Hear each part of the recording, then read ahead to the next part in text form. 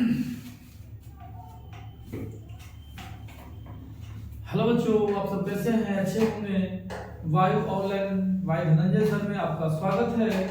हम लोग next video किए थे, मंगलम पाठ में 2 श्लोक तक कर लिए थे। आज हम तीसरा, चौथा, पांचवा ये तीनों हम लोग कंप्लीट करेंगे और अगला नेक्स्ट वीडियो क्वेश्चन आंसर आएंगे। पहले ऑब्जेक्टिव करवाएंगे, फिर सब्जेक्टिव करवाएंगे। इस चैप्टर में ना आपको श्लोक और अर्थ लिखना पड़ा है, लेकिन नेक्स्ट वीडियो से आपको लेक्चर मिलेगा। सिर्फ कम समय ज्यादा पढ़ा है। देखिए क्या कहता है तीसरा श्लोक। बच्चों, आज 2025 साल का आखिरी दिन है और हम चाहते थे कि आज आपके साथ लाइव रहें और पूरे 12 घंटा अधिक से अधिक समय यानी पढ़ने से शुरुआत करें, पढ़ने से पुराने सालों को लास्ट करें और पढ़ते पढ़ते नए सालों की शुरुआत करें। लेकिन हमारे चैनल पर अभी सब्सक्राइबर कम है, इसकी वजह से अभी ऑनलाइन नहीं हो पा रहा है, यानी ऑनलाइन नहीं, लाइव क्लास नहीं हो पा रहा। तो आप लोग ज्यादा से ज्यादा शेयर कीजिए ताकि मैं आप लोगों को जल्द से जल्द लाइव आकर जो भी मेरे नॉलेज में है या एग्जाम के इंटरव्यू से है कि ये प्रश्न सवाल में आएंगे, मुझे लगता है कि हम ये सवाल को लड़ा सकते हैं, बच्चों के लिए आसान बना सकते हैं, तो आप एक बार शेयर कीजिए, साथ दीजिए। मुझे साथ देने की आवश्यकता है और उसके बाद मैं अपना काम करता रहूंगा आपके लिए। देखिएगा आता है ना तीसरा श्लोक कि सत्यमेव जयते नानंदम सतेन पंथता विततो देवयान एनाक्रंदोरिस्यो हाप्तिकामाय त्रितत् सतस्य परम निधानम। अर्थात सत्य की जीत होती है, असत्य की नहीं। सत्य की जीत होती है, असत्य अर्थात झूठ की नहीं। सत्य के कारण से ही देवलोक का रास्ता प्रशस्त होता है, मतलब सत्य से ही देवलोक का मार्ग विस्तार होता है। यानी देवता का रास्ता विस्तार करना है देवताओं का, तो सत्य के राह पर चलना होगा। देवता बनना चाहते हैं, देवलोक के साथ रहना चाहते हैं, तो देवलोक से ही सत्य का रास्ता प्रशस्त होता है, विस्तार होता है।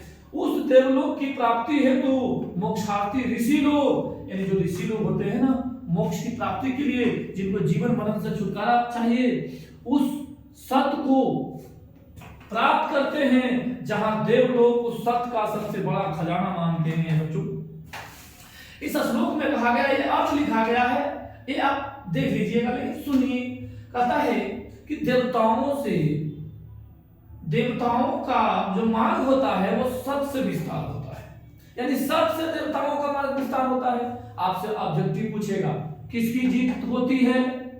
सत्य की। किसकी जीत होती है? सत्य की। किसकी जीत नहीं होती है? असत्य की। किसकी जीत होती है? सत्य की। किसकी जीत नहीं होती है? असत्य की। देवताओं का मार्ग किससे विस्तार होता है? सत्य से। देवताओं का मार्ग किससे विस्तार होता है? सत्य से। सत्य से किसका मार्ग विस्तार होता है? देवताओं का। सत्य से किसका मार्ग विस्तार होता है? देवताओं का। बस इतना इस श्लोक से याद रखिए, आपका ऑब्जेक्टिव सारे बन जाएंगे अगर इस चैप्टर से पूछे जाएंगे तब। अब देखिएगा चौथे श्लोक में कहता क्या है? यथा नद्या सन्दमान समुद्रे अस्तम गच्छन्ति नाम रूपे विहाय तथा विद्वान नाम रूपाद विमुक्ता परात परम पुरुषमुपैति दिव्यम। कहता यथा मतलब जैसे या जिस प्रकार नदियां बहती हुई समुद्र में मिल जाती है। समझिएगा बच्चों, नदी है, नदी से पहले तालाब होंगे, वो सब छोटी छोटी नदी नाले सब मिलकर छोटे छोटे जगह पर उसको खेत से पानी, कहीं कहीं से पानी सब जोड़ होकर समुद्र में मिल गया। और आपसे पूछेगा नदी भी कई प्रकार की होती है, मतलब कई नामों से होते हैं। तो आपसे पूछेगा कि इस जो नदी का पानी है जो समुद्र में मिला है, क्या आप फलना नदी का नाम, फलना नदी का पानी आप ला सकते हैं? नहीं ला सकते। यानी कि पानी का स्वर्ग कहाँ है? समुद्र। पानी का स्वर्ग कहाँ है? समुद्र। और हम लोग मानव का स्वर्ग कहाँ है? परम पिता परमेश्वर ब्रह्मा को प्राप्ति करना, परम पिता परमेश्वर ब्रह्मा को प्राप्ति करना। पानी का स्वर्ग है समुद्र, वहीं से उसका जन्म हुआ, उत्पत्ति हुआ, वहां जाकर मिल गया, अर्थात वो स्वर्ग में चला गया। हम लोग स्वर्ग में कब जाएंगे? सुनिएगा क्या कहता है कि जिस प्रकार नदियां बहती हुई समुद्र में मिल जाती है, जैसे नदियां बहती हुई अपने वास्तविक नाम को त्याग कर समुद्र में मिल जाती है, उसी प्रकार विद्वान व्यक्ति अपने नाम को छोड़कर उस दिव्य श्रेष्ठ पुरुष ब्रह्मा को प्राप्त कर लेते हैं। कहने का अर्थ बच्चों कि नदियां जो जो समुद्र में मिलते जाएगी अपना नाम रूप छोड़ते जाएगा। हम लोग इस धरती पर आए हैं, सबका हमारा नाम, किसी का नाम, जो चले गए हैं, जो जाने वाले हैं, सबका नाम यही रह जाएगा, सबका नाम यही रह जाएगा। और वो आत्मा है, यदि अच्छे कर्म रहें तो परमात्मा में मिल जाएंगे, दिव्यात्मा बन जाएंगे, नहीं तो यही भटकते रह जाएंगे। तो यहां से क्वेश्चन कैसे पूछेगा एग्जाम में बच्चों? सुनिएगा, कहेगा नाम रूप को कौन त्याग देती है? नदियां। नाम रूप को कौन त्याग देती है? नदियां। नदियां कहां मिल जाती है? समुद्र में। नदियां कहां मिल जाती है? समुद्र में। नाम रूप को कौन त्याग देती है? नदियां। नदियां कहां मिल जाती है? समुद्र में। नदियां कहां मिल जाती है? समुद्र में। नाम रूप को कौन त्याग देती है? नदियां। नदियां कहां मिल जाती है? समुद्र में। यानी नदियां नाम रूप को त्याग समुद्र में मिल जाती है। नेक्स्ट श्लोक देखिएगा, पांचवा और अंतिम श्लोक अच्छे से समझिएगा। कहता है विरामेहतं पुरुषं महान्तं आदित्य वर्णं तं सप्रस्तात् तमेव विद्येत्वाति मृत्युमेति नाने पंथा विद्येते अन्यान्। बच्चों कहते क्या है? विरामेहता, विरामेहता पुरुषं महान्तं। कहता है वेद है जो परम पुरुष है, महान है, महानतम आदित्य वर्णम तम तम प्रस्ताता। तमसा मन होता है अंधकार, आदित्य मतलब अर्थात होता है सूर्य, माने सूर्य भगवान। तो अंधकार के बाद हम लोग क्या देखते हैं? सूर्य यानी प्रकाश। अंधकार के बाद हम लोग क्या देखते हैं? प्रकाश। अंधकार के बाद क्या देखते हैं? प्रकाश। कहा गया है, सुनिएगा ध्यान से, मैं अज्ञानी हूं तथा अन्य विद्वान स्वरूप, विद्वान स्वरूप स्वरूप है, ऐसा महान लोग समझते हैं, तथा ऐसा ही समझकर वे लोग मृत्यु को पार करते हैं। वे लोग जानते हैं कि इससे अलग अन्य रास्ता संसार सागर से पार उतरने का नहीं है।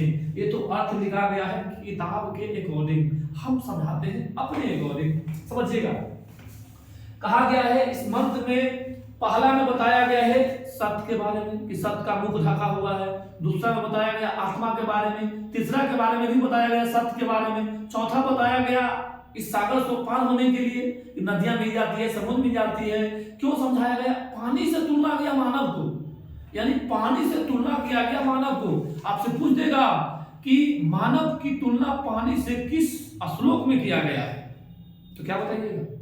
किस श्लोक में? बोलिए बोलिए, किस श्लोक में? बोलो बच्चा जी, किस श्लोक में? चौथा श्लोक में। क्या श्लोक में? चौथा श्लोक में। और ध्यान से सुनिएगा, यहां कहा गया कि वेदामेहता, जो वेद होता है ना सबसे बड़ा है, परम पुरुष है, उसमें भी बात बताया गया है कि सत्य के अलावा और कोई दूसरा मार्ग नहीं, उसमें भी सत्य की बात बताई गई है। इसीलिए यहां उसको बताया गया कि वेद है जो परम है। आगे यानी सत्य के राह पर आपको चलना होगा यदि इस संसार से, इस भवसागर से स्वर्ग में जाना चाहते हैं। यदि कोई भी पर्सन, कोई भी व्यक्ति यदि इस संसार से जाना चाहता है तो उसे सत्य के मार्ग पर चलना होगा। इस पाठ में, मंगलम पाठ में बताए गए सभी निर्देशों का पालन करना होगा, और पालन कर कर आगे चलेंगे, आगे बढ़ेंगे तो वो जरूर परम पिता परमेश्वर दिव्यात्मा में मिल जाएंगे। क्वेश्चन कैसे पूछेगा बच्चों? देखिएगा, सुनिएगा ध्यान से। क्वेश्चन। ये श्लोक तो ऐसे ही हैं, श्लोक भी कभी कभी पूछते हैं, लेकिन रियल केस में सुनिएगा। पहला श्लोक ईसावास उपनिषद से लिया गया है। तो आपसे पूछेगा कि सत का मुख किससे ढका हुआ है, हिरण्मय या उत्तर करके ऑप्शन में देता है सोने सा या ज्योतिर्मय। तीनों एक ही है, तीनों एक ही है। दूसरा श्लोक कहां से लिया गया है, कठ उपनिषद से। कहां से बोलिए, कठ उपनिषद से। कहां से, कठ उपनिषद से। कहां से, कठ उपनिषद से। और दूसरा में कहा गया है कि महान से महान कौन है, आत्मा। सूक्ष्म से सूक्ष्म कौन है, आत्मा। महान से महान कौन है, आत्मा। सूक्ष्म से सूक्ष्म कौन है, आत्मा। आत्मा कहां स्थित रहती है, प्राणियों के हृदय रूपी गुफा में। प्राणियों के हृदय रूपी गुफा में जो आत्मा के बारे में जान जाते हैं वो शोक रहित होते हैं, अर्थात विद्वान लोग शोक रहित होते हैं। कम बुद्धि वाला भी इंसान यदि जान जाए तो वो शोक रहित होता है। चौथा कहता है, तीसरा श्लोक कहता है, हुआ देखना बच्चों, तीसरा श्लोक कहता है, तीसरा श्लोक कि सत्य की जीत होती है, असत्य की नहीं। अर्थात आपसे क्वेश्चन पूछेगा किसकी जीत होती है, सत्य की। किसकी जीत नहीं होती है, असत्य की। यानी झूठ कभी नहीं जीतेगा, कभी नहीं जीतेगा। समय लग जाएगा सत्य को साबित करने में, लेकिन झूठ एक दिन जरूर झूठ साबित होता है। असत गलत गलत ही होता है, आज न तो कल आता ही आता है सामने। और कहता है सत्य, देवताओं का मार्ग किससे विस्तार होता है, सत्य से। देवताओं का मार्ग किससे विस्तार होता है, सत्य से। सत्य से किसकी मार्ग विस्तार होती है, देवताओं की। ये रहा तीसरा श्लोक। चौथा श्लोक में क्या है, चौथा श्लोक में क्या है, चौथा श्लोक में बच्चों कहता है कि अपने नाम रूप को छोड़कर कौन समुद्र में मिल जाती है, नदियां। नदियां अपने नाम रूप को छोड़कर कौन समुद्र में मिल जाती है, नदियां। अपने नाम रूप को छोड़कर समुद्र में कौन मिल जाती है, नदियां। नदियां कहां मिल जाती है, समुद्र में। अगला नेक्स्ट क्वेश्चन, अंधकार के बाद हम लोग क्या देखते हैं, प्रकाश। अंधकार के बाद हम लोग क्या देखते हैं, प्रकाश। इसके बाद बाबू हिंदी, मैथ कभी VVI क्वेश्चन लाऊंगा, आप देखिएगा, VVI मोस्ट इंपॉर्टेंट क्वेश्चन। और हिंदी का भी इसके बाद नेक्स्ट वीडियो आएंगे। ये पहला चैप्टर हो गया है, इसका क्वेश्चन करवा लेते हैं। और हम तो सोच रहे हैं कि पूरे चैप्टर पढ़ाकर और एक बार VVI 2026 एग्जाम के लिए संस्कृत के कर दिया जाए, फिर हिंदी का, फिर मैथ का। एकदम मोस्ट ज्यादा एकदम कम क्वेश्चन, बहुत कम से कम क्वेश्चन और अधिक से अधिक लड़ेगा, ऐसा हम सोच रहे हैं। तो अगला टॉपिक पाठ्य पुस्तक लाऊंगा और उसमें ये बोर्ड पर लिखने की झंझट नहीं, पढ़ाते जाऊंगा, लिखते जाऊंगा कि पहले से लिखा ना रहे और समय कम लगे, वीडियो कम मिनट का हो और उसमें पढ़ाया गया अधिक हो, ताकि विद्यार्थियों को पढ़ने में समय कम बचा है ना, तो अधिक हो। बच्चों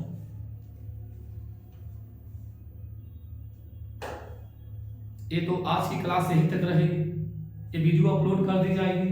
लेकिन ये 2025 का ये आखिरी दिन, टाइम लगभग कहां है घड़ी, दिखा दूंगा, टाइम लगभग 6:47 हो रहा है। 31 दिसंबर 2025 लाइव क्लास नहीं हो पाया। एक साल 31 दिसंबर के लिए मुझे वेट करना पड़ेगा, लेकिन मैं वेट करूंगा आपके साथ। चैनल के माध्यम से रोज वीडियो डालता रहूंगा, जब से ऑनलाइन होगा तब से ही लाइव क्लास चलाऊंगा। मुझे आप लोगों पर विश्वास है, मैं इतना मेहनत करूंगा, संघर्ष करूंगा, ताकि हर विद्यार्थी को एग्जाम देने में सहूलियत मिले। तो आप लोगों के लिए एडवांस में हैप्पी न्यू ईयर। आप लोग खुश रहिए, आशीर्वाद है और मेरा भी प्रणाम है। आप सभी लोग मुझे भर भर कर प्यार दीजिए, ताकि मैं और भी बेहतर कर सकूं, धीरे धीरे परिवर्तन करता जा रहा हूँ, करते जाऊंगा। और आज की क्लास यहीं तक।